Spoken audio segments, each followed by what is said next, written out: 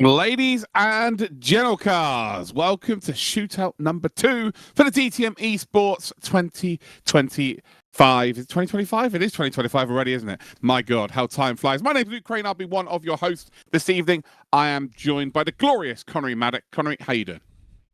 Yeah, I'm doing well. We're a month into 2025, Luke. So time flies when you're having fun, I suppose. And we're eagerly anticipating the proper start of the regular DTM esports season. But before we do that, we need to get another half of our drivers. We absolutely do. So we had 32 drivers take part 3 weeks ago. It would have been 2 weeks ago if we broadcast last week, when I thought we were broadcasting. We weren't. It's today.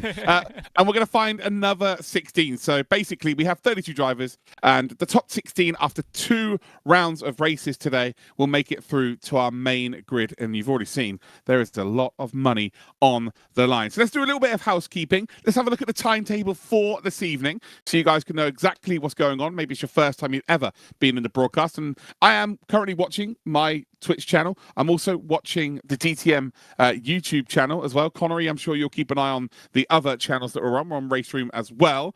And if you've got any questions in the chat, please do not hesitate to ask, and I'll try and answer. If I can't answer or if it's a rubbish question, it will be ignored. Simple as that, I'm afraid. Right, stream start. We've done that. And we're doing the welcome right now. Qualifying starts at 20 past the hour. So you've got a couple of minutes, so got to be quick. Race is 20 minutes long for race number 1. Then we do exactly the same again. So it's 10 minutes qualifying. Then we have a 20-minute timed race. And then the stream ends, and you can all enjoy the rest of your evening. Right, let's check out then the calendar for this season. So we, of course, have round 1, which is going to be in March, the 21st of March. Then we head to the Lausitzring for round number 2, which is going to be the 4th of April. A double header in April, actually, with Nürburgring on the 18th. Then we've got a DTM eSports special event. Still have no idea what that might be. Pretty excited for it. No idea. That's going to be in May. Also in May will be round 4, the Saxon Ring. On the 30th. Then we head to June, where we have round 5 and the Red Bull Ring. And then we have the climax, round 6, in July the 18th for Hockenheim Ring. And well, we've had some illustrious champions over the past few years, and well, there's drivers vying to become one of these champions. Let's have a look at the pre-2020. It was Moritz Lohner, of course. Then we had Kevin Siggy in 2022, and well, I'd say probably the most impressive out of all of them is Tim Yarshall, because he had to beat Moritz Lohner and Kevin Siggy last year to become the champion, and he made a very light work of last week's qualifying phase by winning 2 races. So Tim Yarshall has already secured his way through to the grid for 2025. Right, let's check out the entry list for today, because there's lots of old names that you may have come across in Raceroom before, but there are other drivers that come from other esports as well. So we've got Isaac Price here, we've got Pfeiffer here, we've got Jari, we've got Emre Cihan, Juhas, we've got back from last time, Nicholas Huben, who you probably would more associate him with ACC. You've got Berliak, who's in 7th, you've got Julian Kunzer, Bidolf is back as well, Abelarde, again, another ACC specialist. We've got Labour, Ethan Yayovsky, who races on everything. He's absolutely ridiculous. We've then got Vietra, Daniel Moreno, who you may have seen in Formula 1 esports over the years. Zimmerman, Milniak. We've got De Bruyne. It's not the footballer. We've got Krajevi as well. Andika Raume Mauliner. The first time I ever commentated on him was many, many years ago on Project Cars. We've got Lolo Vera. We've got Luciano Whitford. We've got then Marvin Mackenberg, Thibaut Casabon.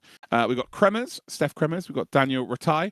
We've got Vollebrecht, Adam Pitches, Gregor Hudjek, Alex Mosin, we've got Hendrik Lichtenhagen, what a name that is, by the way, Enzo Filipao, and then we've got Dafa Nabiel. Is there anybody there, Connery, that sticks out for you? Well, it's great to see the return of Isaac Price, isn't it? First driver on our list, top the leaderboards, of course. That's why he's the first entry there. But you've also got other drivers from the top level of Raceroom Racing. It's Max Pfeiffer, you got Emre Cihan in there as well. You got a good couple of others that could really show what they're made of this time around. Some of them didn't quite have good seasons last time, but they want to get back into this 2025 and hopefully make a better run of it. But let's see how many complete newcomers we'll get to see through in this second sort of shootout qualification process. 100%. Again, a few people may have just joined the broadcast because a couple of the broadcasts weren't up entirely. Basically, there are 32 drivers today. The top 16 are going to make it through to the main championship, which begins next month. And then everybody else will unfortunately be out of the series. So we've already got 16 drivers on the grid. We're about to find another 16 more. And we're here at the Lausitzring. I'm not sure exactly who we're on board with here, Connor. You might have to let me know. But let's go on a lap here of the Lausitzring. Yeah, absolutely. So we'll see Peter Birdlack head his way through and towards turn number 1 here. Heavy braking down into the sweeping section of turn 2, 3, and then it continues on, isn't it, into this winding right-hander here. There's a lot of twisty little bits of this circuit, especially in this particular DTM layout that these drivers will be using here today. So there may be some prolonged side-by-side action as they swing their way down in towards turn 6. Again, another opportunity with that big wide inviting bit of tarmac for drivers to slot their way down the inside, but Petar will actually decide that lap wasn't looking so good and takes the tow back to the start and will restart his qualifying effort. No, yeah, they don't tend to finish a complete lap when we're doing a lap guide of the Lausitzring. This place is very, very unique. It's like a triangle oval. The shape of a triangle, and it has one of the biggest grandstands I've ever seen in motorsport. I've actually watched the DTM race from the top of this grandstand, so I know exactly how high it is. As we're on board with Birdlack. As we go then towards turn number 1, so DTM used to continue through the oval of turn number 1 and actually missed this out entirely. But as we come through turn number 3, we're going to just switch the car over to the right-hand side, and we're about to head back towards the oval once again. Here we go. So you've got to avoid the wall on the outside as we come through turn number 4. And then before you get up to the highest gears and the highest speed, you're going to turn left. So you get back onto the infield here. Lots of room there on the exit and entry, so expect there to be some moves. We come through turn number 6. We go back on ourselves now, and we head out to the far eastern side of the circuit.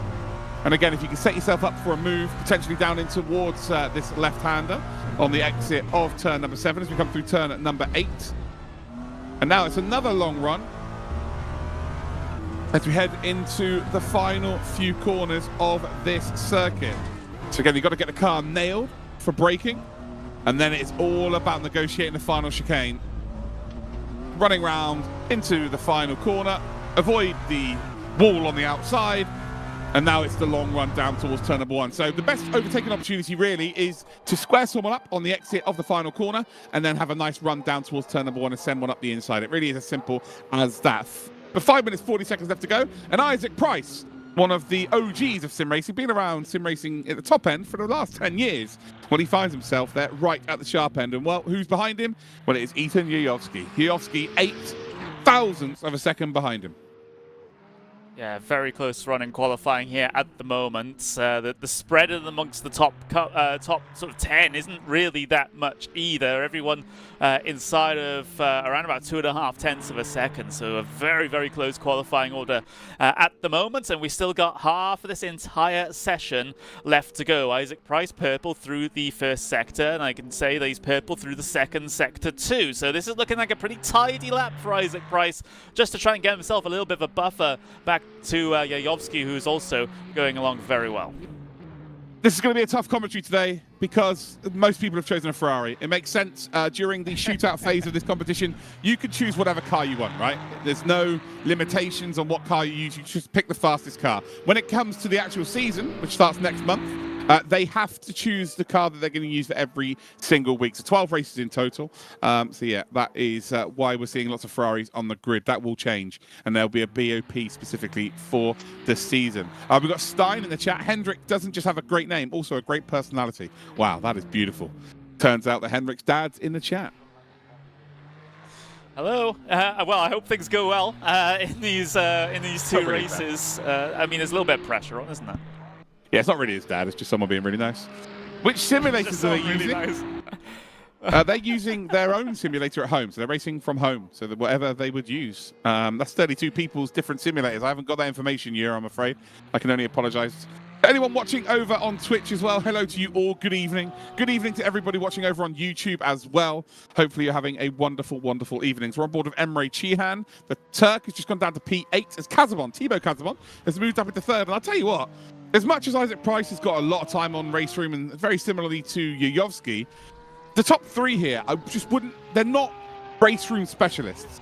Yet here they are. They are names that you see in most competitions. If there's an open entry in terms of like a time trial, you normally see these names in and amongst it, but not right at the sharp end. So it's really nice to see the likes of Isaac Price, Yuyovsky, and Thibaut Casabon right up there. And actually, surprise of the day, the Indonesian Andika Rama Maulana, who again.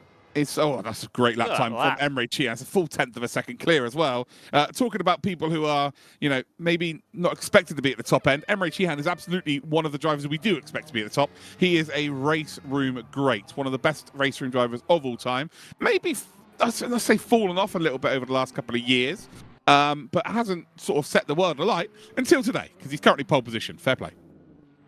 Yeah, it's a very good lap indeed. Because I was literally just mentioning the fact that we had a pretty tight spread amongst the top grouping of cars, but then Emre Chihan decides to go a 1/10 of a second faster than everyone else is able to manage. Not only is he not in a Ferrari, which is the fastest, which is the most popular car, shall we say, here today.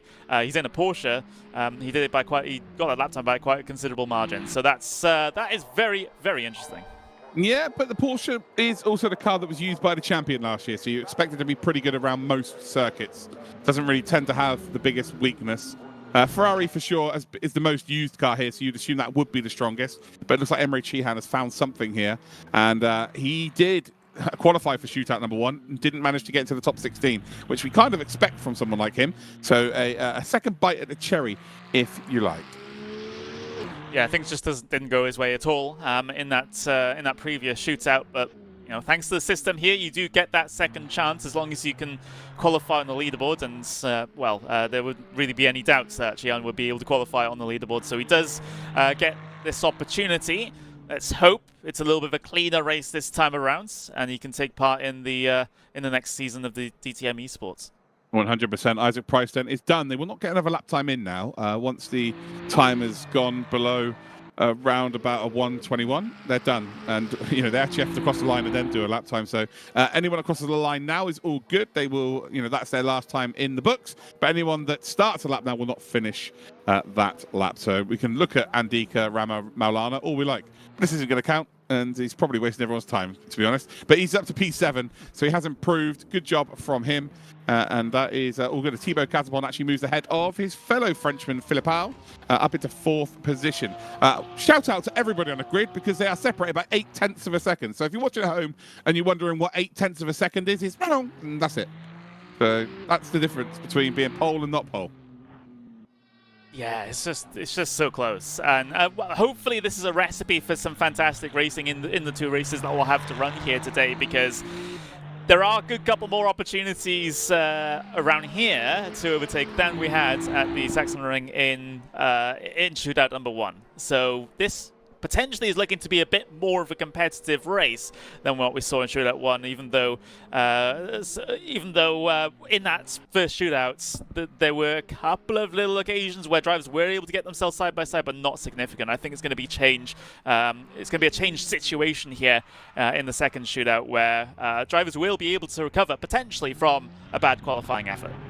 Yeah, 100%. It's definitely a circuit that lends itself to overtakes. Oschersleben doesn't, but we did have some pretty incredible overtakes in the end. So we had 3, but they were all just really, really good. So we can't have it all. We're about to go racing then, as it transitions from qualifying into the race. So they've got 20-minute sprint racing action here. They will have a formation lap, of course, and partnered with Cupra, just like the real DTM. And then we will be heading for a 20-minute timed race. But remember, it's all about points being accrued between race 1 and race number 2. So if you get into that top 16 after the 2 races are added up, you are through to the main ball. You're through to the main championship. Connery, any predictions for this race? Oh, I don't know. Potential chaos in towards turn number 1. Potentially, thankfully we do have the sort of quote-unquote rolling starts here in this series, so drivers can get themselves a little bit more evenly spread out than if they were on a standing start. But with the field so close, you got to be pressing on forward right from the get-go, and it's a very, very tricky turn number one for the drivers to negotiate. Further on in the race, though, a little bit later on, again, we'll see those that perhaps didn't qualify as well, or rather their qualifying isn't representative of their race pace, try to come up through the fields. Just to drop a couple of names in there that I potentially might think make their way through this field. Adam Pinches down in towards P20 here at the moment. Maybe Alex Mosen can do something from further back as well. Max Pfeiffer from outside the top 10 looking to try and progress forwards just to make it himself a little bit more safe in terms of the points coming into the second race. Yeah, I think if we're going to look at someone who's going to be able to make his way through and make some overtakes, Erhan Yuyovsky, I would probably put up there as that kind of driver. Well, he's starting at second row. He is a very quick driver in terms of qualifying, but his race pace is always better than his qualifying pace, so expect Yuyovsky to be in and amongst it. I believe Price and Yuyovsky are going to fight significantly enough that Chihan might be able to get away in this race. They're just not going to want to give an inch to each other. And it'll be interesting to see actually the differences between the Porsche and indeed the Ferraris. The fact that the two Ferraris at the front have actually gone for different liveries really does help us out a touch here. So that's fantastic news, knowing that Yuyovsky's in the dark blue and the white. And then we've got the Verstappen.com of Thierry Vermeulen in Isaac Price driving the car. But you've got the big green Porsche at the front. So we're halfway round. We're about to get cracking here, effectively. How important is it, Connery, to get a good start today? You want to put all the chaos behind you, essentially. So mid-pack is potentially the worst place to be. So therefore, if you can try and get a couple of passes down in towards turn number one and well, in the first sector, shall I say, and hope the odds fall in your favor with more cars behind you, equally more chaos. That potentially might be the approach here, but everyone's going to be hungry for those points. This is the last opportunity that these drivers will get to qualify into the DTM eSports 2025 season. Everyone is going to be pushing forward. It's keeping yourself out of trouble. It's going to be the hard thing. Yeah, Emre Chihan knows full well what it's like to not get a good start, and ultimately the reason why he's here is because of that. But he's got a second bite of the cherry. He is pole position. And well, in his last chance saloon, it's race one of Shootout number 2 here at the Lausitzring for the DTM eSports 2025. It's the Porsche of Emre Chihan who takes them away from pole position. We're about to see the lights go green on your screen, and we are. They all spread out there like warm butter over some toast as we head then down towards turn number 1. And I tell you what, Isaac Price has got an absolute worldie of a start here. And while they come through turn number 1, it is 3 wide in places, 4 wide in places. That's Thibaut Casabon. Casabon is off. He is out. And that is going to make today very difficult indeed. He is going to have to go through that process of qualifying high up and get a good result in race number 2. Or for the Frenchman, it could be game over. But his teammate is P3. So Yuyovsky is up to 3rd. Price does jump Chihan for the lead of this race. And actually, Andika Ramamoulana has moved up to 4th spot as we see Kunze potentially making a move. And Berliak, actually, the Croat sweeps underneath him in through turn number 5 and gets the move done as we see some action in the background there. And that might be one of your Hungarians. It looks like Shari is facing the wrong way. There's a Beamer as well, and that is Gregor Hudjek. So Gregor Hudjek is no longer in this race. And well, we've got a couple of retirements already. Yep, we absolutely do.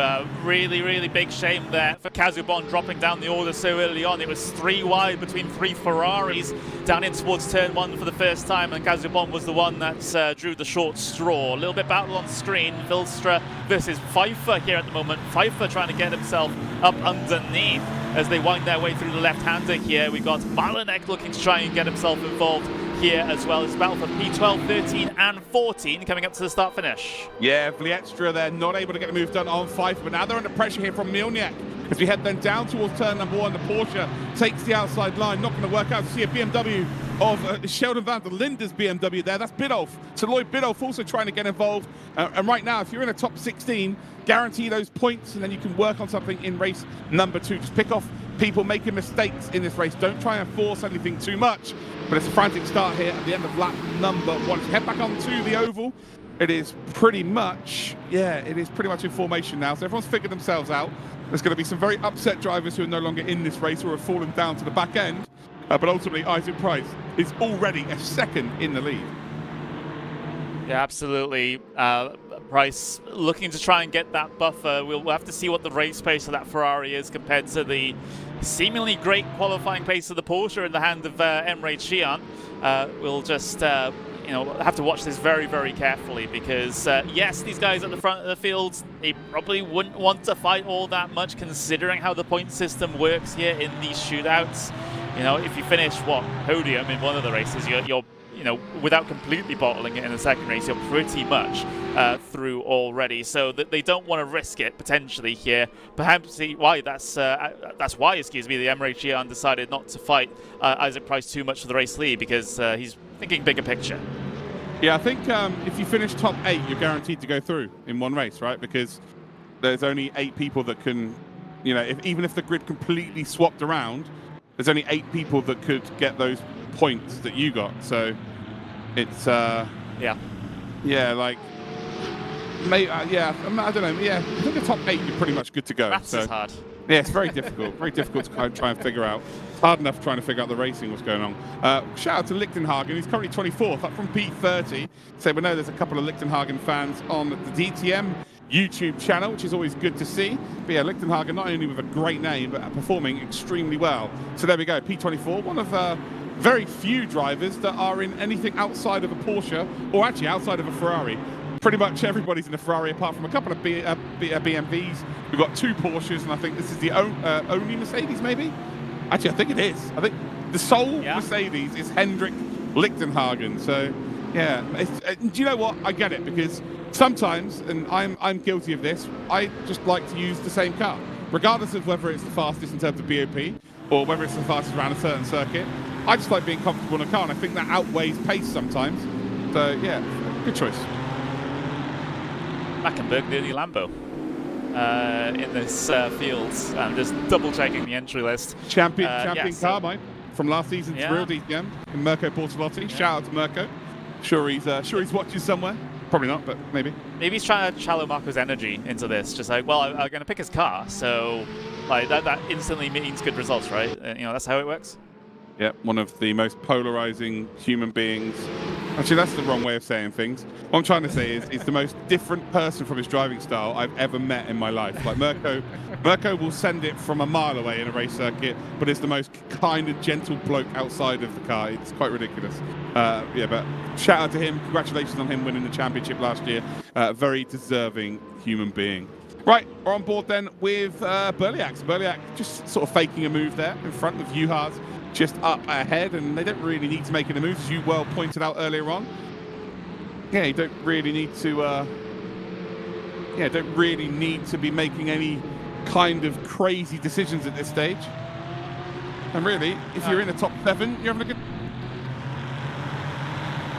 Yeah, you're having a pretty good time, and so it may seem that at the very front of this field that it will look pretty processional, shall we say, unless a really, really obvious move opens up, like someone misses their braking point or someone misses the apex by a catastrophic amount. Although saying that, I believe that was Christian Juhas, 6th place at the moment, went very, very deep in towards turn number 1 there. So maybe a spark still trying to make the Tinder catch a light here in this at the very top of the field, but I wouldn't expect any really big or risky moves to happen in amongst this front train. Meanwhile, further back though, this is where we do expect those more risky moves to happen. Although everyone is still single file, nose to bumper here at the moment, this is where maybe later on in the race, maybe in about 5, 6, 7 minutes time, that those more risky moves will start to happen as drivers get desperate for their points. Yeah, down at this position in the race, they have to, It is a case of if you do not get in that top 16 after 2 races today, you are out of the DTM eSports series. Oh, there's a potential move there being made by Vollebrecht, but it's not quite going to work out. And if you're P21, you have to try something at a minimum. And like I always say, you don't want to get to Monday at work and you're sat there thinking, Jesus, I should have just. I'm not sure why you'd say this to Jesus, but here we are. But you'd be sat there going, oh man, like I could have done this, I could have done so much more. You just cannot afford to leave anything out there, because ultimately, if you do not qualify, that's it, you're done. You're gonna have to watch all your mates, as we see here. Nabil make a potential move. He's up to P15. Oh, they have to avoid a Porsche. And I tell you what's going to be a freebie. Miliniak, who was in such a good spot, is now down to P23. Biddulph is also going to get involved here as well, I believe. So Nabil actually gains 2 positions for the price of 1 there. Probably didn't even expect both of those, but got it. Boy Biddulph, all of a sudden, who did not qualify well in this whatsoever, is up to a top 15. 2 top 15s, and you're going to put yourself through, that's for sure. And it might be a little bit of extra prize for Mr. Biddulph. Biddulph's going to go the long way around. He's going to try and keep that over up and pinch that Ferrari onto the apex. Not quite going to work out, but Nabil, the pole, is up to P14. Brilliant. Yeah, he'll have to try and put on a defense here because that BMW is looking very threatening indeed towards the outside. Goes Biddulph, decides to fall back in line, tries to, try and get to pull a sneaky one onto the entry there, but it was very well defended by Dafa Nabil. But great progress being made by Lloyd Biddulph here. P15, P14 looking, on the cards as well. An improvement on that position. Well, there's a decent gap between this grouping and the one ahead, so it will require a couple of good laps to be able to lock onto the back if Biddulph is able to get past, or if Nabil picks up the pace here. But staying in line for now down towards turn number 1. Maybe a bit of a shot to the back bumper. That Ferrari pushing wide just a little bit through turn number 1. But yeah, that BMW is big in the wing mirrors, I suppose. Yeah, just a little sniff, nothing more. Just a little sniff on the backside there of Nabil Biddulph. We'll want to try and get a bit more security and try and guarantee some more points, but as it stands, Nabil doing a good job. The big winner in all of this is Vlietstra, currently at P13. The gap's just going to increase with these two fighting like they're fighting.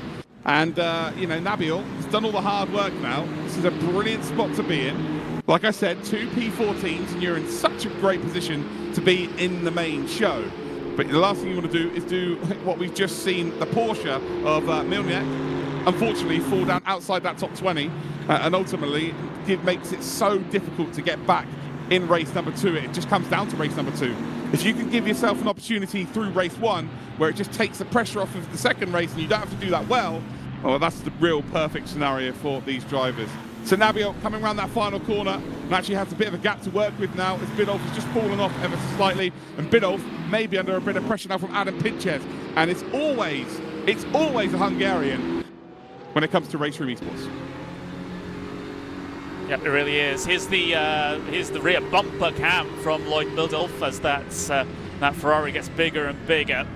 Adam Pinches trying to progress on. He was one of the drivers that I pointed out that could, on a good day, get himself progressing forward through races like this. He's still residing in P16 for the moment.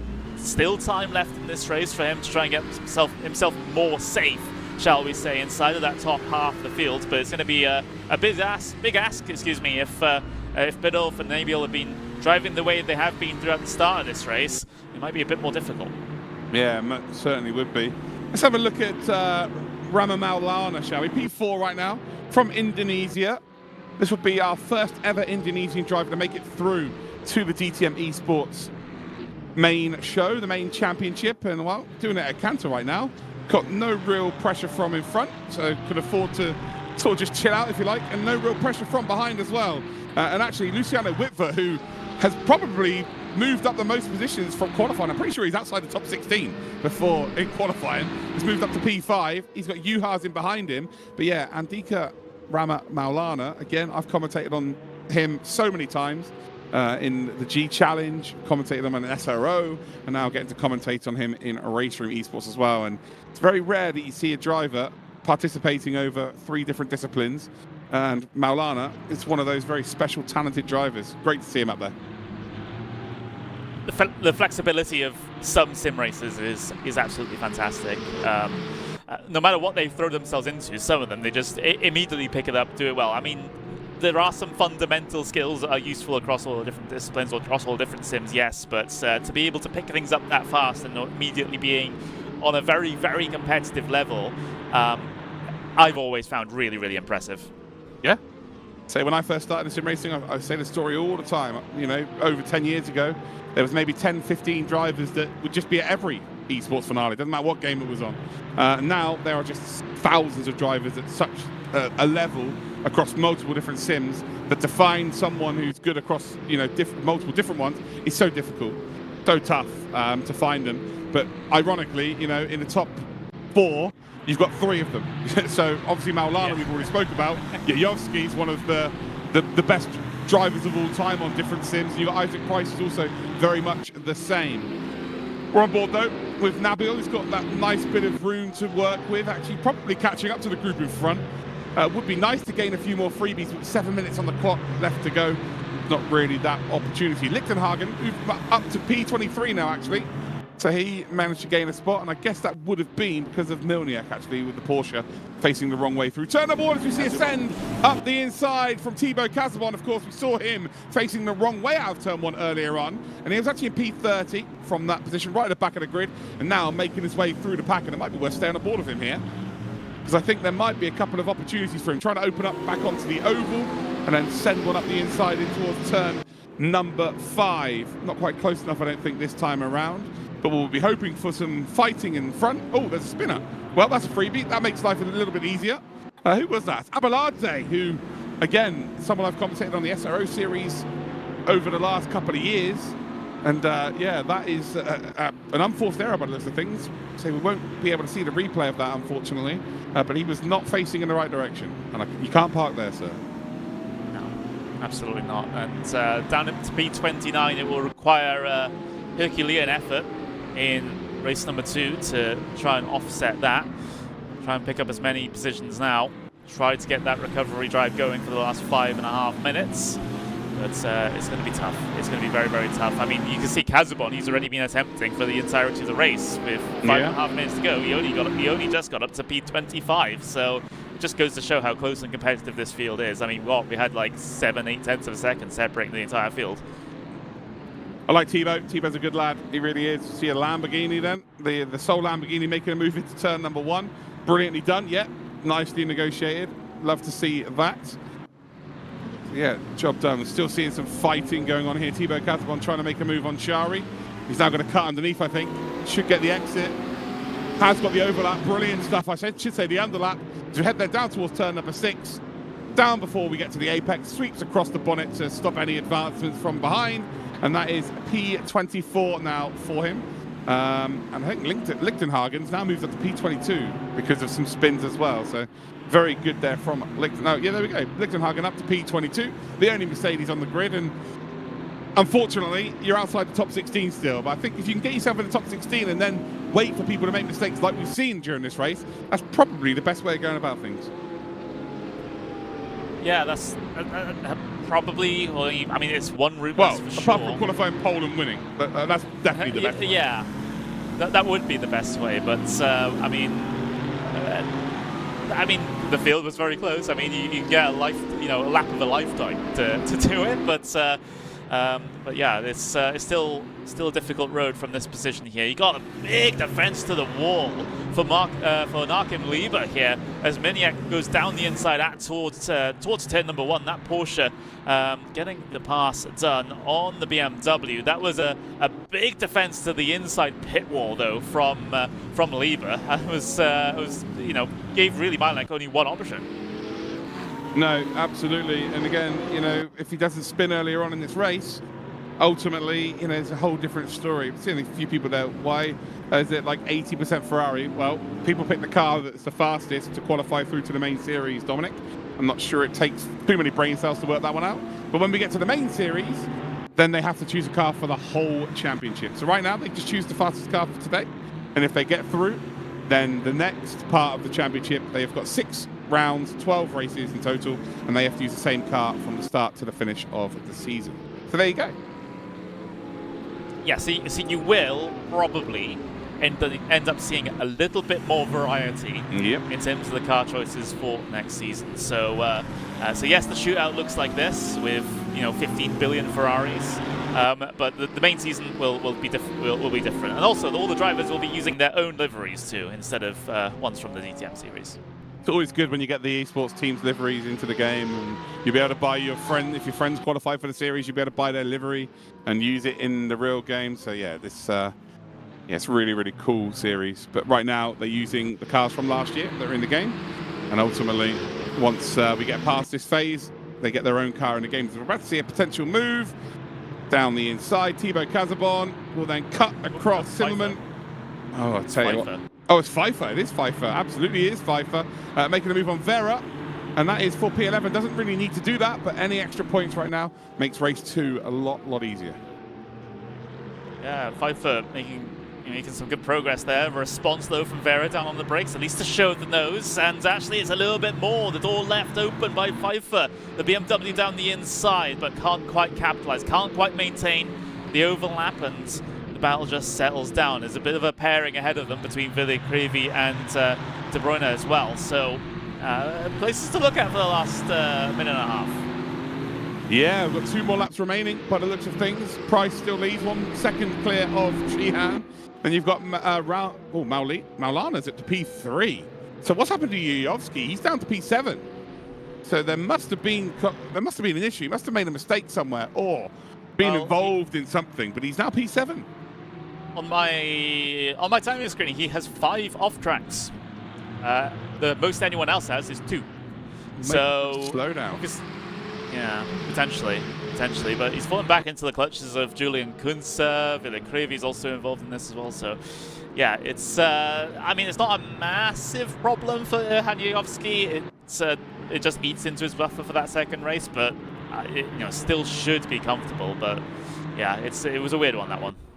No, it really was a strange one. Maulana, though, isn't going to be too worried about that. Podium on their debut in this series if they manage to finish the job off. And again, no real pressure from behind. Nothing really to be too worried about up in front. You don't think Sheehan and Price are going to suddenly lose 4 seconds on the final lap of this race. We come around that final corner. 25 seconds left on the clock. And we're about to start the final lap of race number 1. So remember, guys, the top 16 after 2 races today, in terms of their points added together, will make it through to the DTM eSports Grid 2025. 3 weeks ago, we had the first shootout, which is at the Oschersleben circuit. And now we're trying to find the second 16, with making a grid of 32 drivers. The 32 drivers. Any potential moves going to be made down towards turn number 1. The last chance for turn number 1. And you can see there, we're potentially seeing Millenier making a move on Vollerbrecht. Sends it down in towards turn number 1. It's going to be almost contacting, actually. It has to back out of it there. So Millenier, in a bit of pressure, or under a bit of pressure, was clearly going to finish in the top 16 if there wasn't a mistake, and it was a mistake made all on their own. And ultimately, this is going to be a very tough race number 2. Yep. I want to look at, of course, there's the grid for race 2 is another qualifying session, so it doesn't matter what result they got here in this first race. We'll do qualifying again for the second race, so no grids, the results of this, or any reverse grid situations going on. Absolutely not. It's just going to be another qualifying session and another race. But Isaac Price, he's coming towards the end of the lap right now, and with a very comfortable win. Can't teach an old dog new tricks, and sometimes you just don't need to. Because Isaac Price back in the winner's circle. Congratulations to him. Very accomplished driver, has been around for a long time, and picks up another race win at the top end of sim racing. Emre Sheehan back to the top end of race room for him as well. Great performance from him. Andika Maulana, first attempt at trying to get through to the DTM eSports series, first Indonesian as well. And well, with that podium, shall I say, will get through. Luciano Whitvert finishes in 4th position. A great drive from him. Juhas is in 5th. We've got Berliak and Yuyovsky finishing in 6th and 7th. We've got Julian Kunze, Vili Creevy, and Kaj De Bruyne in your top 10. We've got Pfeiffer, Vera, Vlietstra, who's so good they named it twice. Nabil, Bidolf, Pinches, Huben, Kremers, and Vollerbrecht as your top 19. And then we've got Milniak, Lieber, Lichtenhagen, Casabon, Zimmerman, Jari, Filipao, Mackenberg, Abeladze, and Ratai. Are there any more drivers to talk about? Well, we've got Mosin, who finished, and then actually there's only one DNF. Gregor Hudjek in P31 with a DNF. And I was going to mention during that race, but we didn't really have time to. Qualifying is absolutely key. And with there only being 0.8 of a second between P1 and P31, if you can find yourself a 10th somewhere, if you've qualified P20 in that first race, if you can find a 10th of a second somewhere, you are going to be so much higher in that order. You're going to gain maybe 10 positions. It is that tight. Yeah, it really, really is. And you saw the huge difficulty that Thibaut Casabon had in trying to get through the field, right? That one mistake, or that one incident, shall we say, through turn number 1, 3 wide with 2 other Ferraris, how it spun in front of traffic, losing all of his positions, but still wasn't able to progress that much actually through the field. It was very, very competitive indeed. I don't know if he had a little bit of damage or anything, but yeah, it did seem very tough out there for him. So I think some of these drivers are going to notice that and going to say, hang on, I'm going to need to take this maybe opening lap a little bit more careful, because otherwise, if I have a mistake and I have to try and make a recovery, well, Casabon showed it, not necessarily always guaranteed to happen. You need about half a second to make an overtake in motorsport. It's as simple as that. And when the grid is only separated by 8/10 from first to last, find out half a second in one corner is very bloody difficult when it comes to getting a move done. Whether you are good enough to be P1 and you find yourself P31, it is so difficult to make that move. So yeah, it's a tough one. But anyway, let's check out again. We're supposed to have an interview here, guys, right? They're supposed to be. It's crazy, right? So, actually, no, we do, because he's one of the OGs of sim racing. He actually knows that we do interviews. So Isaac Price is actually waiting to be spoken to. Normally, we have to wait, and then they never show up. But when we've got Isaac here, drag him in, Connery. Let's get Isaac in. Let's have a little chat with him. Yeah. I'm gonna have to. Oh, do you mean to do it? I'm gonna have to. Oh, yeah. I think you'll have to do it, because I don't know if I have the permission. Oh no, I don't have permissions either, so that's good. So wonderful. That's really great. So I don't know if Chris, Captain Coffee, if you're watching, maybe you could just drag him in for us and then drag him out. I don't know, but yeah, he is waiting in the abyss. So it's not a driver issue this time round, guys. It's unfortunately we just can't drag him in. Which is hold on, maybe no. Let's go join him. I'm gonna go join him. Do we want to risk that? There we go. We'll do it. 1, 2, 3, go. Well, we've come to join you, Isaac, because we're not trusted with the roles to drag you into our chat. So we've come to say hello to you, mate. How are you doing? Yeah, I'm not too bad. Race went to plan, so can't complain. Good, yeah. It's been a long time since I spoke to you, actually, to be honest. I see you in all of the chats and everything I do, giving people abuse. You know, yeah. the Mr. Nice Guy, Isaac Price, that everyone seems to think is not true. But it must feel amazing to be back to winning ways. Yeah, I mean, it's obviously always great to be able to pick up a win, no matter where it is. Obviously, I knew that some of the big hitters qualified last round already, so in one sense it left the door open. But Emirates very fast, and the RHG guys are always quick, so you could never take anything for granted. Yeah, I was a bit surprised by how quick Emre was in quali, but yeah, got back in front of him at the start, so no problem. Well, it's the biggest prize pool in DTM eSports history. So this has surely become a bit of a big deal for you now. Yeah, I mean, in the past, it was a couple of seasons. It was like part of a program that I was doing for an esports team where like I might do DTM and Rensport or whatever. Whereas this year, it's a little bit more straightforward in the sense that I haven't got something else lined up. So yeah, it kind of puts it a higher priority for that reason, and yeah, it's a good opportunity to finish in the high positions and fight for a championship, I hope. Fantastic stuff. Connor, you got anything to say to Isaac before we let him go off back to practice?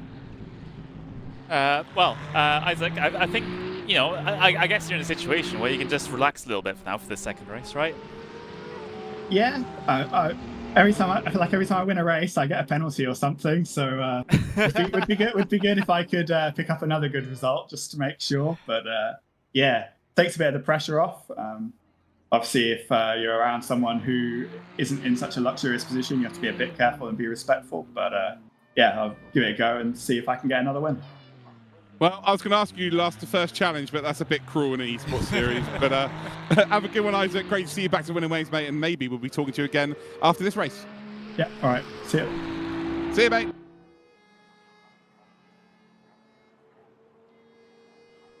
Right, there we go, Connery. We're back in the other chat again. I'm not sure what's happening in terms of roles or whatever, but we figured it out. It's good to have Isaac Price in the chat with us. Isaac, who's been, again, around for a very, very long time within sim racing. You can't help but respect him and what he's achieved within sim racing, because there'll be some youngsters watching who will not have the longevity of what that man has had. When it gets to sort of 2036, they'll be nowhere near the top end, whereas he's managed to stick it out for that amount of time. But anyway, we are here for qualification. 10 minutes to get their best lap, and then another 20-minute race. It really is a simple format, Connery. Yeah, not that much to it. Let's just say that it's best driver wins as far as this is concerned here at the moment. Obviously, in terms of fights to the race win, we probably won't get any because of the structure, but it gives us something to look forward to potentially for the main DTM eSports season. If everyone's going to be this close, and especially the top 16 coming out today is going to be this close, plus the top 16 from Shootout number 1, who are similarly competitive, stick all of those cars on the same circuit together, and you have a recipe for some absolutely fantastic action in the main season. So I'm certainly looking forward to that. We got one more to get out of the way in terms of finding our 16 extra drivers to join us on the 21st of March. First round at Zandvoort for the main DTM eSports season, which is a heck of a first round.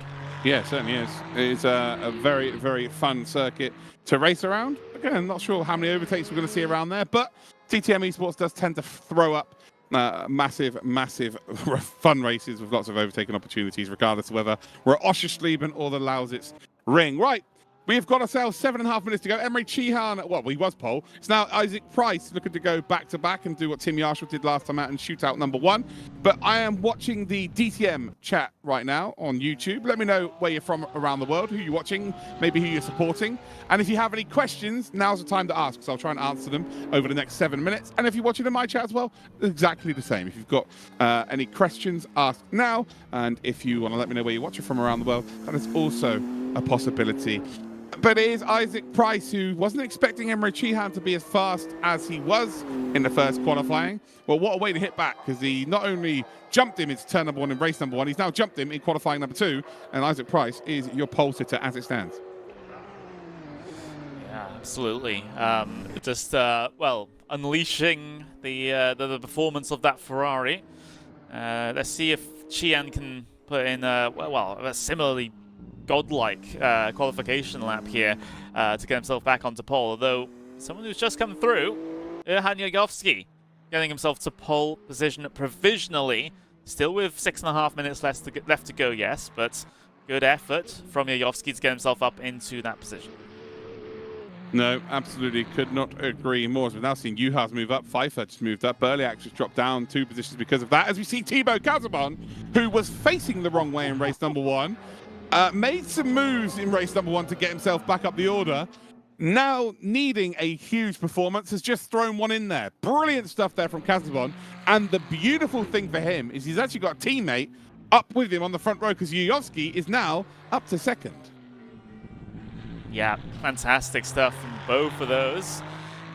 Coach De Bruyn heading his way through towards the latter end of the lap as well.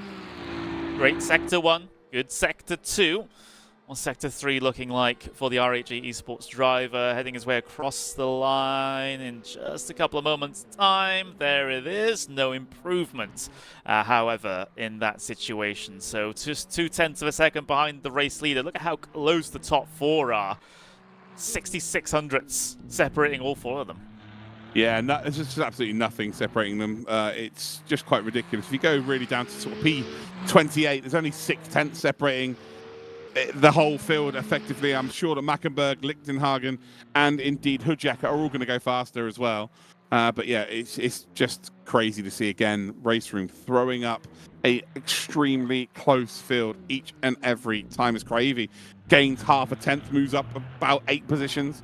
It's ridiculous. As Hujek now moves to within 1 second of P1. But Thibaut Casabon, fair play. Casabon has done a sensational job here and had to. Pressure is such a strange commodity. Some people thrive on it and some people crumble.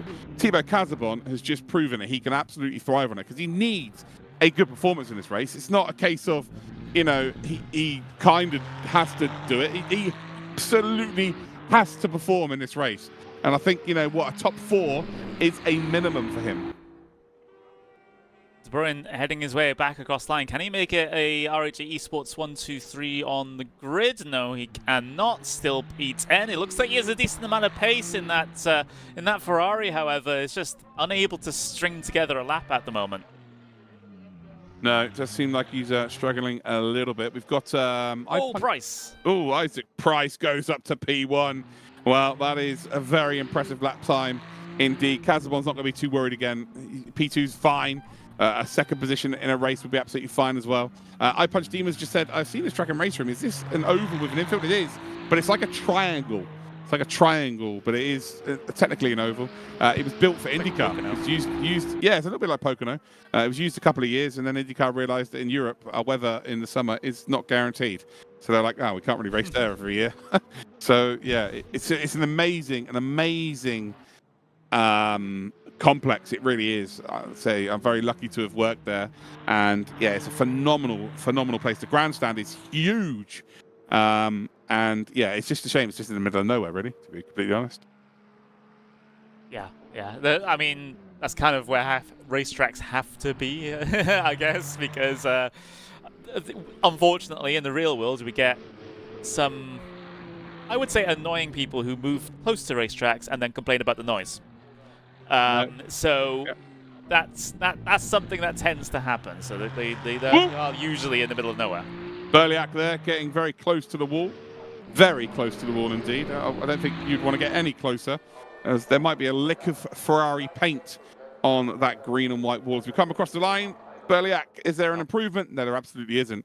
And there's only 2 minutes, 30 seconds to go as Isaac Price is going faster again round the final corner. Stay on board then with Isaac Price, looking to double up on his victory that he's already achieved today, as he's about to come across the line. If it's a good final sector, then I'm not sure this will be beaten. Across the line for Price, and he does improve. It's by 0.04 of a second, and he's just done a 121.3. Brilliant. Yeah, incredible. It's just great, the margins that he's able to squeak out of that Ferrari. Villestra, though. Wow. Yeah, 4P4. We both called that at the same time there. Absolute shock, I tell you. Every single time we do DTM eSports, me and Connery say this, there's always a surprise in the shootouts. Shootout 1, there's always a surprise, and there's always a surprise in Shootout 2, and Villestra has become that surprise. That is a very good lap time there from the Dutchman, and wow, he qualified up into P4. Brilliant stuff.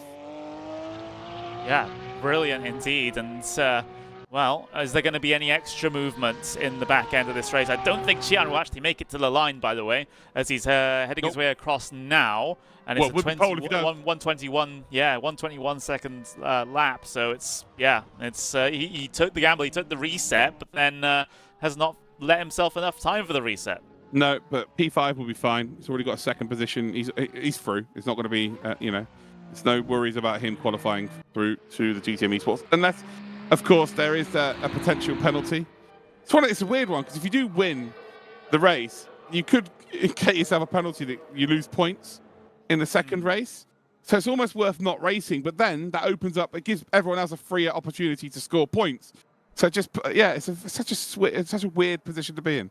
So yeah, you just got to make sure that you don't do anything too silly. As there is Philippau, who is P11. It's actually another surprise, really, Philippau being that high up. I'd say Kaj de Bruin is another surprise.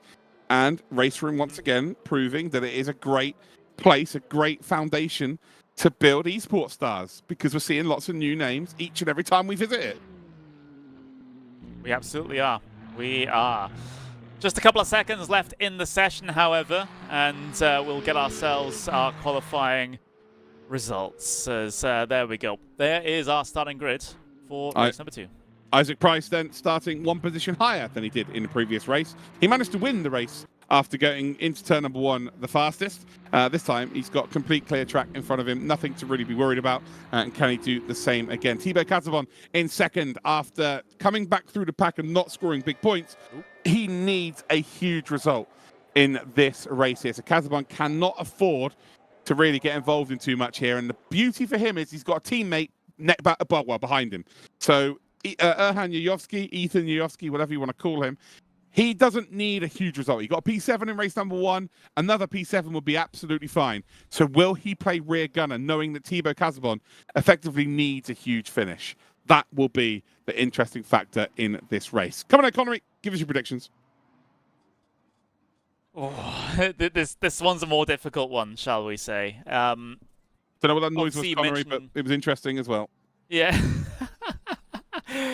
Obviously, Casabon, he's got to not get flashbacks to race number 1 and potentially try to avoid the 3 wide in towards turn number 1 to make sure that he can qualify into the DTM eSports season this time around. But yeah, there are a couple of drivers that got themselves more secure inside the top 10. De Bruin with a great lap as well. We've got Enzo Filipao actually starting in P10. So those drivers that potentially didn't do quite so well, or as far up the field as we're used to seeing them in that previous race, have been able to get themselves decent qualifying efforts here. Yeah, Abalade is really quite far down the order. Going to struggle to qualify through at this stage, but yeah, you're right. De Bruin in a very good position here. Juhas as well, Filipoli. So those guys, Filipao. Those guys are in such a good position, and Nabiel, the Polish driver, is in a really good spot as well. P12, could do with a couple of spots as well, just to sort of add some insurance to his game. But it's looking good for the 2 at the front, isn't it? Isaac Price, Thibaut Casabon. Although Casabon just has to go out there and just have a mistake-free race, because I think Yuyovsky will back him up. And also, Rama Maulana doesn't need to really do anything. Already got that podium finish in race number 1. And Emre Cihan already got a 2nd position finish today as well. So, Casabon has got pretty much the best drivers for his story around him, because none of them have to pressure. Isaac Price doesn't really need to win this race. He will absolutely try and win it. So, as much as it was a bad first race for Casabon, he has a real big opportunity to get through at this stage. Yeah, really is. Just no silliness. The only thing that will put a damper on his efforts is a solo car incident, potentially. So, yeah, you just got to keep it on the grey stuff. Make sure you get to the end of this race. I mean, you can even lose a couple of positions from P2 there and still be relatively clear. So, yeah, that's the situation for Casabon. In terms of those further behinds, though, we saw Vitvo get himself a good effort in that previous race. He starts P13. Unlucky for some, but maybe not for Luciano. We'll have to see how that one turns out. Here we go then. It is race 2 for Shootout 2. Last chance saloon for for every one of these drivers, to be fair. Isaac Price, can he go 2 from 2? Thibaut Casabon, can he go out there and get a race win? Isaac Price has definitely done his homework in terms of the race start from race number 1, because he managed to jump Emre Cihan into turn number 1. But Casabon finds himself in that spot this time around, waiting for those lights to go green, and then you'll see them like a group of bees fan out along the start-finish straight. We're about to go green light racing here for the final race of the Shootout season. And there we go. We're off and we are running. It's a great start from Isaac Price. Casabon then is going to defend from his teammate as soon as he possibly can.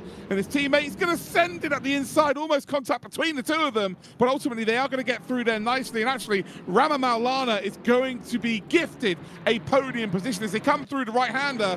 Actually, no, he's going to lose back out here, is he not? No, it's Pfeiffer. So Pfeiffer's actually made up monstrous positions as he moves up into a podium spot. Brilliant stuff here from Pfeiffer.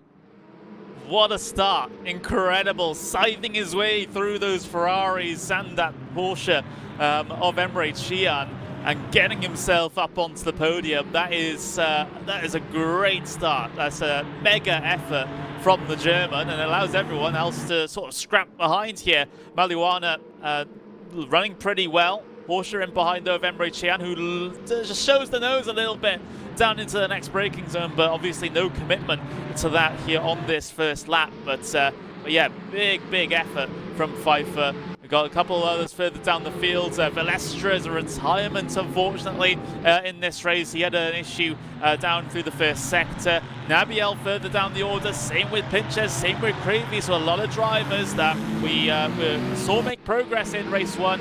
And, are very, very competent drivers indeed with their history on Race Room. Unfortunately, they are down the order. Oh, such a shame for some drivers who've really qualified well. As Chihan is going to send one up the inside. He's going to get that move done. And again, Rama Maulana just doesn't need to do anything crazy here. Just make sure that you get to the end. And if you pick up some big bonus points, you're good to go. But that podium in the first race is going to see Andika Rama Maulana through. No problem whatsoever. So Nabiel, looks like Nabiel is the last car. So we've got 2 retirements from this race then. Milniak only P18, Niklas Huben only P17. You'd expect Huben to be right up there, but unfortunately just not had the greatest of days. So yeah, checking out everybody else. So who's moved up the order? Pfeiffer's the biggest winner. Juhas as well, Julian Kunze, Philip Powell, big moves as well. Whitver has managed to stand still, ironically. He's in P11, he started there as well. So definitely involved in something to effectively drop down but stay and hold the position. You see a potential move then from Berliak. Whitver is going to, well, might corner him, and he absolutely has every right to do so. And now there's some pressure from behind as Vera is going to try and make the move in that BMW. He's going to try and pinch Shari onto the apex. Does it wonderfully well. Now opens up into the final corner. Had to let off, actually. I think he might nearly have spun Shari. But ultimately, Vera backs out of it, and they're both facing in the right direction. That was close there. That was very close to Jari no longer being involved in this race. Fair play to Vera, because he understood that and backed out. And actually, he's probably going to lose the position here, because I think you'll find that Vollebrecht has made the move. He has. So Vollebrecht has now made his move through. So realistically, Vera, kind of by pulling out and not spinning his fellow competitor, has then gone and lost the position behind. So it's great to see sportsmanship like that, but ultimately it's cost him. Yeah, it absolutely has. It's one of those things you get caught offline, you lose your momentum, you lose the groove, and those behind can really capitalize on that. A little bit of a move being made behind though. Alex Mosin and Niklas Huben getting very close. You got Lloyd Biddulph here involved as well. Biddulph getting all the camera time here today, it seems. He had a protracted battle in race number 1, and he's again getting in people's faces here in race number 2 as well. And may even look for the opportunity here. There was Huben taking that left-hander too well, just losing a little bit of speed, although that might have impeded Biddulph a little bit, because Malnek getting onto the back of him now in the Porsche behind. And Horneck, well, we saw him a little bit further up in Shootout 1 before he had his incident, so he's a little bit out of position as well, I think. Yeah, this is a real struggle bus situation for these two. They're outside the top 16, and you just have to force stuff now. But if you do force stuff, you're a little bit further behind in what you would normally be for an overtake, meaning you just lose more time. So you see a bit of a send behind between 2 Ferraris. Not too sure exactly who that was. It might have been Lichtenhagen. In the Mercedes involved in that. But we did see a Ferrari. Who would that have been, actually? That would have been Ratai, I think. So Ratai, maybe Abelarde. We've got Pinches and Craigie also a bit further back, so maybe them. As we see a potential move from a BMW. Is that Vollebrecht making a move then on the inside of Shari? Oh, it's... Sorry, well, Steph Kremer's trying to defend from Narkin Lieber. That's P23-24. Oh, there we go, of course, yeah. So it's a little bit further behind. And again, it just gets really desperate at this stage of the race. If you're outside the top 16, seeing people score points and you're seeing your DTM eSports possibilities slip between your fingers. Yeah, you are. Just, well, 14 minutes left in this race. You have to be pushing. You have to be going forward if you're back here in the 20s, shall we say. You need to do something, but you need to try and cut through this field as fast as you can. Otherwise, well, depending on your situation from race number 1, you may be losing your chance at competing in the 2025 season of DTM eSports. A little bit of a situation going on towards the front train, however. Emre Cihan and Max Pfeiffer dueling it out, and Cihan continuing to try and make quick work of some of the front runners as he pushes on forward. This is a bit of a weird situation for these front drivers to be in, because it's a catch-22. They don't really need to fight, but if you are placid right now and you give someone who is also already qualified a psychological advantage by them overtaking you easily, when it gets to the main championship, they're going to see your weakness in you and think that you're going to be, you're more sendable than anyone else. So it's kind of like you still have to fight hard. You still, well, it's a bit of a slide there, from Pfeiffer. Does that give Maulana an opportunity? It doesn't. But yeah, you kind of still want to fight hard here, just to, you know, just to let everyone know, warn everyone that, you know, I'm no easy pickings here. I may already be qualified, but, you know, it doesn't matter what state mentally I'm in, you know, whether I've checked out already, I'm still capable of holding on to a position. I think Chian's one of those drivers that has no off button. Nope. So you know, when he's in a situation where he has to try and chill and maybe just consolidate the points, right? He's going to go, no, I just want to take the race win. And there's pass being made. It's down in towards turn number 1. Julian Kunze making it happen. Battle of the Jays there. Julian there taking on Juhas. And Kunze makes the move up to P8 and needing a big race here. Does Julian Kunze?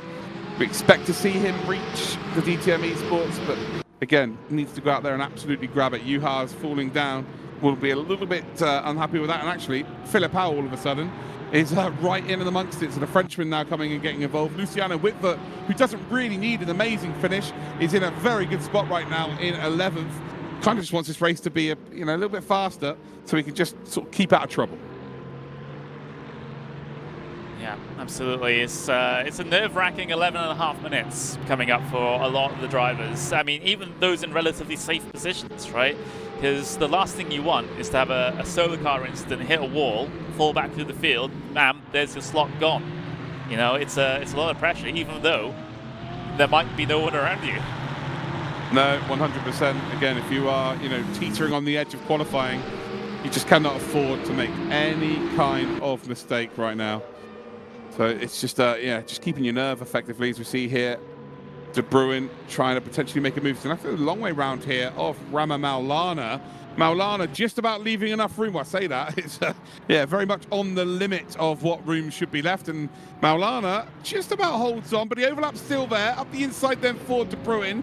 They have swapped positions about 19 times this lap already. And now that just invites the pressure on from the group behind. And Maulana just about hangs on. De Bruin is going to have to live to fight another day. Yeah, absolutely great fight. There's the opening on the inside. Julian Kunze sends it down and in on De Bruin. They're absolutely level coming off the corner here, but De Bruin's able to hold on for now. But Kunze, he's thinking, I want to get myself stuck in. Such a hard corner through turn number 6 to hold on if you're on the outside. See, there's a little bit of a bump there, a little bit of help. Is there a potential send going in towards the final sector? Not quite. Kunze, wow, he looks ready to race here today, doesn't he? It might be, it definitely wasn't this racy in race number 1. I was just about to say it might be a little bit too late, but it absolutely isn't. P8 right now. This is a very good points finish. And maybe he's just hitting form at the right time, right before the season begins. Yeah, absolutely. Great progress being made from Kunze. Looking very, very racy here at the moment as well. All positive things to be able to take in to that into that main season if the mathematics works out in his favor. Couple of drivers sticking their noses out there in the front sort of leading train, shall we say. It's it's always interesting to see side by side a little bit further back though. This is Abuladze, who has a bit of a recovery drive to continue on and gets himself through on Forrest Zimmerman. Yeah, so I think it's going to be a little bit too late, unfortunately. I think the drivers like Berliak, Jari, Vollebrecht, those are the drivers that really need a good finish here. Huber now up to a top 16, probably needs to gain another 5 spots. So, yeah, the position's just outside the top 10. And before sort of, the last maybe 8 drivers, or maybe even 12 drivers, is very, very interesting. So it's like a group of 6 drivers, Whitver, Berliak, Jari, Vollebrecht, Vera and Huben, who all kind of need to swap positions, really, if they are to guarantee themselves through to the main show. Yeah, they are. And we're starting to run out of time now to try and make this happen. 8:30.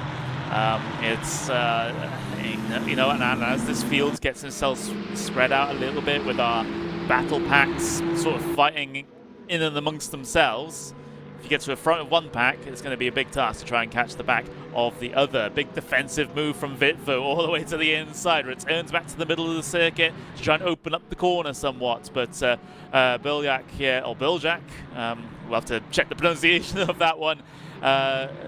but continuing to press on with an opportunity, but losing a couple of tenths in that first sector alone means that, well, nothing on the horizon just yet. No, you're not wrong. I love the Whitford had to make two like a double move to the inside there. He moved to cover the middle, and then realised, oh no, hold on, this is race room esports. They will find any kind of gap up the inside, and then swiftly move to the left once more. It's almost like being on the autobahn, just switching lanes. But holds on to the position, as we see now Volleybrecht, who isn't really putting much pressure onto Jari, and actually is under a bit more pressure from Vera in behind. So can Vera potentially find a move as he gets nearly touched up there by Nicholas Huben. Huben in the Ferrari, looking to try and make up as many positions. We get a lovely onboard shot then of Vera. And he's also provided us with a picture. We'd love to see that. So Lolo Vera needs to get that power down really early. Let's have a look at him all the way down towards turn number 1. So I think that Beamer will be carving a pretty big hole in the air for Vera to be able to fill. See the big catch fence on the right-hand side. To come down towards turn number 1. Not going to be quite close enough, is he? Unless he completely sends it. Opens up the corner maybe a little bit better than the car in front. But ultimately, it's a bit of a stalemate. Yeah, it really is. At least at this moment in time. It's, you know, you're going to try and sit in that slipstream as much as possible, but the pull, at least at the moment, while noticeable, is not enough to solely be able to pull yourself alongside. So you still need to get that overspeed in some other fashion. Although Volleybrecht was pushing a little bit wide there through the left, a bit of side-by-side going on behind. This is Abuladze and Alex Mosin, and in fact we got 2x2. Simon and Rata also involved in this one as well. It's like the fastest formation lap in the history of everything. It's absolutely ridiculous there.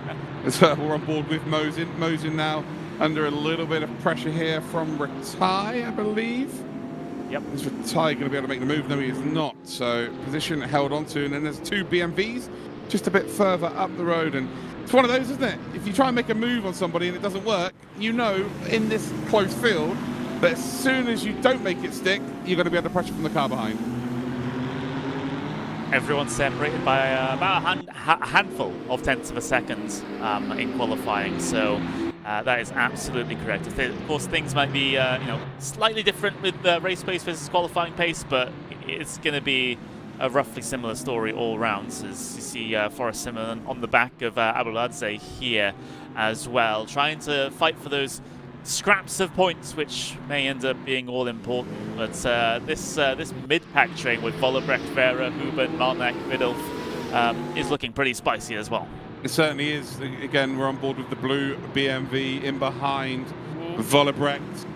And then you've got, if this battle ends up with some sort of shenanigans, you've got Huben just in behind in that top 16 position and looking to try and gain as much time and potential positions as possible. It's just so difficult. Just seems like the Ferrari's very good under braking, but the BMW just able to get out of a corner significantly better. It seems slower mid-corner, seems slower in terms of braking into a corner, but the acceleration on the exit of a corner seems to be the BMW's strength today, which makes it very difficult for Nicholas Huben to make any kind of inroads. As we come down the final corner, 4 minutes to go, Connery, in our final shootout race. The main season on the horizon now as they head their way across the start-finish line. Lead is 2 seconds between Isaac Price and Thibaut Casabon. Casabon running in a comfortable spot at the moment after the horror show that was race number 1 for him. And with the P2 finish here in race number 2, he is, well, pretty much through to the main season. But there's still maybe some things that are undecided. A couple of drivers in this little train that we're watching right now, perhaps a little bit uncertain about where they're going to finish up in terms of the points order, whether or not they're going to finish inside the top 16 that's needed to qualify into the main season. You just kind of got to assume that you still need more and press on forward. No, absolutely. Could not agree with you more. Unfortunately, though, a little bit too... Oh, well, not enough time, really, to keep pressing forward. We've got, what, 2.5 laps remaining, depending on when they cross the line at the front. What are they going to need? They're going to need about they're going to need 2 minutes 50 seconds, 2 minutes 45-ish to cross the line for there to be 3 laps remaining. So it's going to be close here. It's actually going to be very, very close. But I think we got 3 laps remaining, including this one coming up. So we're on board with Hooben, who's got to try and find a couple of spots towards the end of this race, because ultimately the group ahead of this BMW pack is just too far up ahead. So Hooben, realistically, has only got 2 overtakes to make here, as he makes a move up the inside then of Vera. First one negotiated, is going to extend on the exit of the corner. There is a little bit of door banging on the exit, but ultimately Hooben has got the move done. And well, it is crunch time right now. Has to make these moves and has to make them swiftly. Yeah, gets one disposed of. Looking to try and press on and try and get onto the back of Vollebrecht as well. That almost caused a little bit of action between Vera and Malinek, and Malinek goes for the lunge down the inside. Big move being made. Yeah, he's now got to try and keep the overlap, which is almost impossible through turn number 6. And ultimately, yeah, not going to work out. That Vera is going to hang on, but that just gives Hooben now a bit more breathing space to push into that gap ahead and maybe make a move on Vollebrecht. This is playing into the hands of Nicholas Hooben perfectly. Playing into his hands, yeah, absolutely. It's it does wonders for the mind for the mindset when you see the drivers behind fighting, right? Because you're like, oh, fantastic, they're just gonna be slowing each other up. I'm gonna get a little bit of breathing room. I'm gonna run off ahead. Just takes that pressure off so much when you see that fighting going on in your wing mirrors. You're just hoping that they don't outbreak themselves and run into you. Yeah, you want them to be in a position where they're just not sendable anymore, or you're not sendable anymore. As it looks like Burliak's made a move on Whitvert. Whitvert's retaken that move. Now Burliak back up ahead, and it is a move then done for Burliak. Whitvert with that P4 in race number 1, it's not going to matter here. He doesn't need to make any moves, and Burliak absolutely does. Needs as many positions as possible to try and get himself through to the DTM eSports 2025. So I think we're going to have 1 more lap remaining after this one.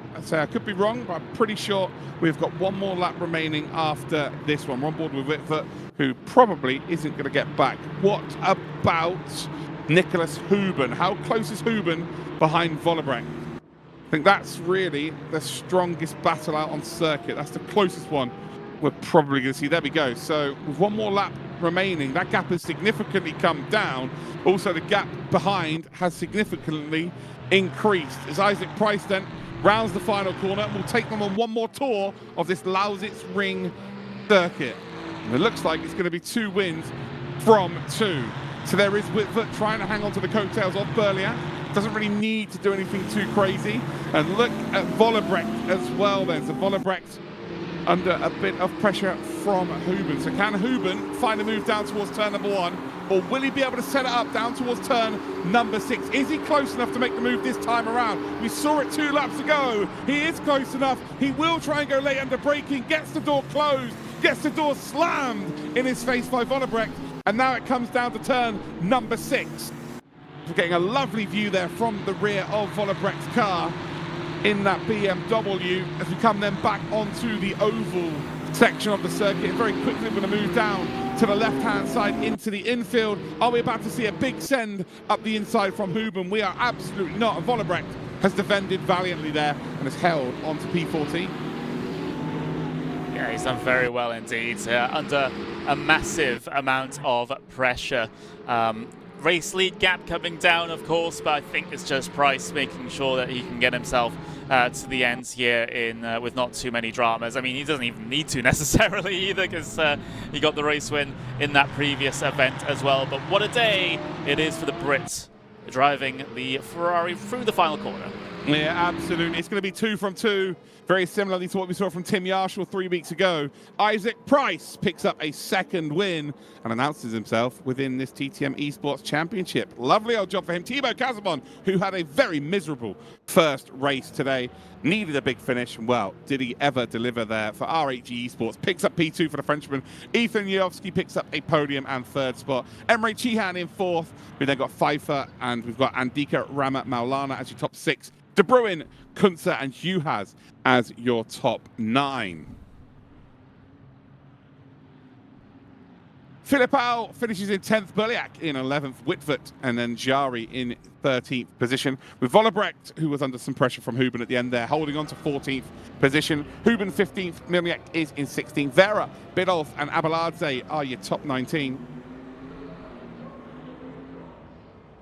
And I believe this is all of our finishers then. Zimmerman, Mosin, Ratai, got Pinches, Mackenberg, Kremers, Lichtenhagen, who's probably been the most supported driver in the chats today. So shout out to all the Lichtenhagen fans. Nabil in 27th, Lieber and Cravey as your top 29. Is everyone else a DNF? Yes. So the Vlietstra, who seems like he had an issue early on in this race, qualified very well, and I think could probably have made it through to the main show, has had an issue somewhere along the line. So unfortunate for the Dutchman, but that will be no cigar this time around. Oh, Connery, it's done. It's dusted. We have got, well, of course, there are going to be adjudications. The stewards will have to look at these races to get our final 16 drivers for the 32 going into the main series. But the races are done. And that was a whole lot more frantic than Oschersleben. Oh yeah, absolutely. It's it's great when we have a track that's conducive to overtaking, isn't it? It's funny how that happens. But yeah, it's definitely much more competitive, a lot closer in terms of the mid pack here as well. It's we've got we'll hopefully get ourselves confirmation of the 32 drivers in the not too distant future. Probably won't be by the end of the stream, but it definitely will be on the race room and on the DTM social media as well. So yeah, before we leave, we do have to have a little bit of a chat with a couple of our drivers. Well, hopefully a couple. Currently, there's only one. Oh, there probably won't be a couple. It would just be Isaac, no doubt. But we've got Isaac here again. Isaac, you're rolling back the years, my man. I know you're still quite a young man in the context of a human being, but as a sim racer, you are pretty much dead. It must feel great to be a double winner today. Yeah, 31 going on 60, right? Yeah, it's really good. I had a bit of a scare on the last lap. I had like a small off track. And then I looked at it going on to the oval to start the last lap, and it had gone up to like 2 seconds or something. So I had to like serve the slowdown as quickly as I could to like actually get it to clear. So yeah, had a bit of a heart attack there, but luckily we just about got away with it. I don't quite know what happened there. I'll have to look at the replay, but yeah. So luckily I built a gap that was enough to still hold on to the win. Well, yeah, fair enough. I guess that's something you've done the hard work anyway in race number 1, so it wasn't really the biggest worry in the world, I would imagine. But you're a bit of a student of sim racing, right? You kind of keep your eyes on most of the series out there. You'll know damn well who's already qualified through the first qualifying phase, and obviously you'll keep your eye on a few people here today. But who would be the drivers you're most worried about going into the main show? I think you have to say Tim. He was very impressive last year. And yeah, I have to say, to be honest, he's the main one. Like everyone else, I mean, everyone can be good on their day in this series. No one's, just there to make the numbers up. But yeah, Tim was very impressive last year. So I expect that if you want to win the championship, he's the guy you got to beat. Yeah, the only people making up the numbers is me and Connery at this point. Always fantastic to hear from you, Isaac. I'm going to let you go now. Enjoy the rest of your evening. Enjoy your weekend. But we will see you in March when the DTM eSports 2025 take off. Congratulations to our double race winner for today. Thank you. There you go, Connery. That is it. It is done and dusted. We have got our 32 drivers heading into the DTM eSports 2025. Let's have a quick look at the calendar for the season then, before we do indeed close the stream out. So, round 1 will be the 21st of March, and wherever you're watching right now will be where you can watch the main championship as well, ladies and gentlemen. So if you're looking forward to watching a bit of Race Room and DTM eSports action, make sure you subscribe to DTM. Make sure that you're following on Twitch and Race Room, and make sure you're following on YouTube or subscribing on YouTube to Race Room and DTM as well. So, and turn notifications on, then you know exactly when we're going to go live. Then we're going to head to the Lausitzring, which is always my personal favorite. One of my favorite cities in the world is in Nuremberg, and yeah, no exception in terms of their racetrack as well. 4 corners. It's just an absolute spectacle. Then we head to the Nürburgring for round number 3. Then we got the super special sexy event worth no points on the 9th of May. Again, 0 idea what that is. Absolutely no idea what that is, but I'm sure when we find out, we'll be very excited about it. Then we head to Lausitzring for round number 4 in the 30th of May. Then we head to the Red Bull Ring for round number 5 before we head, of course, to the Hockenheim Ring for the 18th of July. So a bit more spaced out than it has been previously. Connery, any final words from you? Bring on the 2025 DTM eSports season. That's what I say, because we had some good fighting here. Imagine, if we get the top guys going wheel to wheel as well, because they don't tend to do so in these shootouts, right? They just want to park it at the front and just be safe and not take any risks. But as soon as they're forced to in that main season, oh boy, it's going to be interesting. Shootout 1 and Shootout 2 done. We've got our 32 drivers. Make sure you keep an eye on Race Room social media and DTM social media to find out the final 32 drivers. But just like Connery said, you thought it was spicy in Shootout 1 and 2. Well, when it gets to the main season, oh boy, it will be frantic. It will be must-watch television on your Friday evening. So make sure that you come and check us out when we kick things off on the 21st of March. From me and Connery, we'll see you next time. Bye-bye.